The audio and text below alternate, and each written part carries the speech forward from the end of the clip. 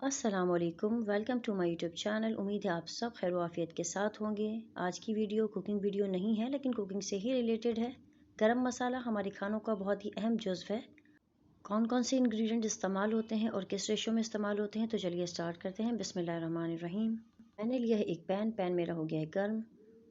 2 खाने के चम्मच मैंने ली है काली मिर्चें, 1 खाने का चम्मच ली है लौंग, बड़ी काली इलायची ली है 7 से 8 अदद, 4 से 5 लिए हैं बादियान के फूल। धीमी आंच पर इसे अच्छी तरह से मैंने कर लिया है ड्राई रोस्ट। तेज़ आंच पे नहीं करना है, आंच हमें हल्की ही रखनी है। तमाम इंग्रेडिएंट्स मैंने एक बोल में ट्रांसफ़र कर लिए हैं। अब मैंने लिया है साबुत धनिया 2 खाने के चम्मच, साबुत ज़ीरा 2 खाने के चम्मच।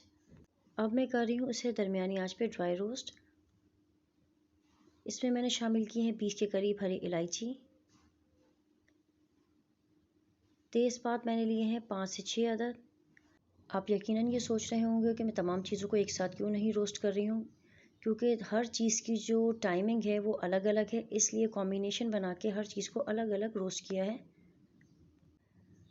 इस मसाले को भी मैंने बोल में ट्रांसफ़र कर लिया है। अब मैं ले रही हूँ काला ज़ीरा 1 खाने का चम्मच, जावित्री मैंने ली है 2 खाने के चम्मच। हल्की आंच पे इसे रोस्ट करना है। चंद सेकंड के बाद मैं इसमें ऐड कर रही हूँ कसूरी मेथी 2 खाने के चम्मच। ये तमाम जो चीज़ें हैं ये बहुत जल्दी रोस्ट हो जाती हैं, इसलिए कॉम्बिनेशन बना के इन्हें एक साथ रोस्ट किया है। इन मसालों को भी मैंने बोल में ट्रांसफ़र कर लिया है। अब मैंने लिए है सौंठ के 2 अदद पीसेस, 2 मैंने लिए है जायफल, दालचीनी के मैंने लिए है 12 से 15 पीसेस।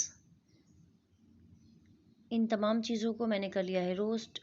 तमाम मसालों को रोस्ट करके मैंने बोल में ट्रांसफ़र कर दिया था। अब इसे आप 10 मिनट के लिए ठंडा होने के लिए रख दीजिए। अब इन मसालों को थोड़ी थोड़ी क्वांटिटी में मैं ग्राइंडर में ट्रांसफ़र कर रही हूँ।